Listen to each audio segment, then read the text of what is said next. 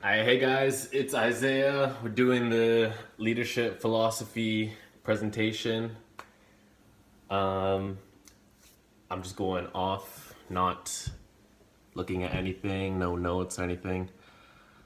And we're just going to talk about what the philosophy of leadership since this course has taught me. Um, for the most part, one like big thing that I've taken away so far is really looking at the points of view of others. Like, and really gotta like take us like as being a leader, we really gotta take a step back, look at something from like the whole perspective, not just from like our view, from everybody else's before making decisions. And like lots of people don't do that, and I think that's also what would separate like a good leader from a bad leader, as opposed to like a leader who just has his own mindset, his own view, his own goal, and he's determined to go from like where he's at to where he wants to be, but undermining everybody else and doesn't really care about everybody else in a sense. Whereas there's the leaders that think of where they want to be, where they are now, and what they're going to do to get there, as well as the people following them and people around them, as well as how it would affect them. So that is like a big takeaway for me, because when you have people following you, you really need to take them into consideration. Some people would like look up to you for no reason that you don't know, or just look up to you as someone to follow, or some people will follow you because they believe in you, they trust you, and they would rather follow you than make their own decisions. That's just how some people are, not everybody. And I think that if you know that, you should be taking that into consideration, knowing that the position that you might put people in, the things that might happen to people, are kind of in your control. So understanding what is good for you, what's good for them, is like a big part of being a leader. Um, as well as being a leader and dealing with situations like problems, conflicts, how to like act, not like mature, but like mature and like in a leader sense. Whereas like a bad leader would maybe discipline people that are following him for not following the way he wants them to, or not doing the things that he wants them to. Um, this could get super deep. I don't want to take it super deep because it's not that deep, but just like we got asked the question, would you follow yourself? In my perspective of myself, I most definitely would follow myself. And it's not because it's me saying it about me, because I'm sure there's people who lack confidence in themselves and would much rather be someone else instead of be themselves. Therefore, they would rather follow someone else than follow themselves. I would absolutely follow myself. I'm very confident in myself, so I would definitely follow myself. And the reason being, ever since like a young age, I always got in trouble when I was in school, and I'd get pulled out of class and get talked to by teachers, principals, and stuff all the time. Like I was a brat. But like one thing that I got told every single time that I got in trouble was that I was a leader, and that the things I was doing other kids were gonna follow. So with that being said, I need to set a good example, even though I didn't understand why I would have to set a good example if I was like the same as every other kid in the class. But like getting told that super often all the time while I was getting in trouble, stuff really like put it in my head that like, okay, maybe I am a leader.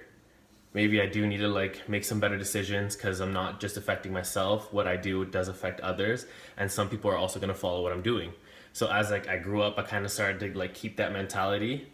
And then like as I grew up, I also started getting told that like when I'd speak, people would listen, or that when I talk and I know what I'm talking about, I'm pretty confident in it, and people listen to someone who's super confident in what they speak. So if someone's like super shy, closed off, and like can't say what they want to say, people aren't going to listen to them. But like if you're open, you understand, and you're confident in what you're talking about, people are like, okay, that guy knows what he's talking about. Look, he's comfortable. He's expressing like body language that he's okay with talking about this. And that helped as I grew up. I switched schools. That helped like meeting people. Like if I was put it in my head that I was like, you know what, I want to make new friends, I want to meet new people, I had a different like approach to life. Like if I met somebody, instant to like have a conversation, get to know random people, get to know new people, and be open, be confident, not be nervous, don't be shy. And then that also helped within like my jobs. I worked in a restaurant and then now I work in retail, and I'm constantly talking with strangers. So people that I have no prior backstory with, I know nothing about them, they know nothing about me. But within like 2 seconds of making eye contact, we're gonna have a conversation, and I can be super awkward and nervous about it, or I can approach it with confidence, get the conversation going, and maybe start like creating conversation where we can relate, we can talk, and like it goes smoothly. So that's like building, like practicing being open. That's like to me a big part of being a leader.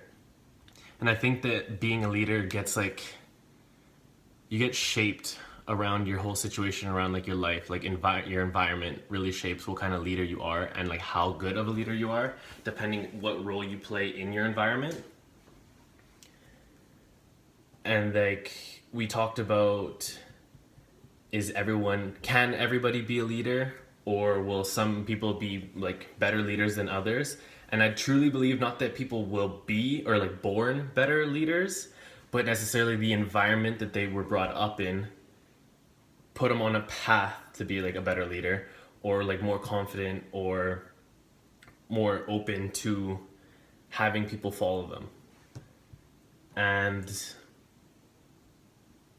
I think with that also being like assertive, people not want to, but like people will follow eventually if you're assertive. I believe like in an everyday circumstance, if you say something super confidently and people don't know any better, they'll just believe what you say.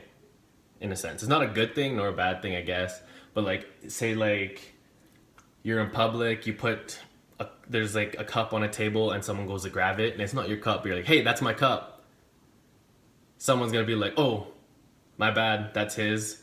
Because you're super assertive, you were confident, and like you really like acted like it. And like I think that can correlate into when you're like a leader in something a lot bigger with a lot more followers. If you don't know what you're talking about, or you don't know something about a situation, but you're like, this is how it's gonna go, this is what we're gonna do, and this is how we're gonna do it, you might not fully believe maybe that that's exactly how you should go about it, or that's what you need to be doing. But people will be like, oh, he said this, and like it was flawless. He said it like straight face. He was good to go. That's how we're gonna do it. And then I think that's like just like a base of being a leader. And like the philosophy behind that would just be like having a like mental understanding of like people in general, how people react, what people respond to, what people like, what people don't like, and then you making decisions based upon that, like how you appeal to someone so that they want to listen to you. Because you could easily also just be rude to someone, tell them this is how it's going to go down, and if you're super rude or like not an inviting like energy, it's negative. People are like, who does this guy think he is? Like, who are you? Why am I going to listen to you? Type thing. That's just like my general overview on the philosophy of leadership right now after this course. Thanks, guys.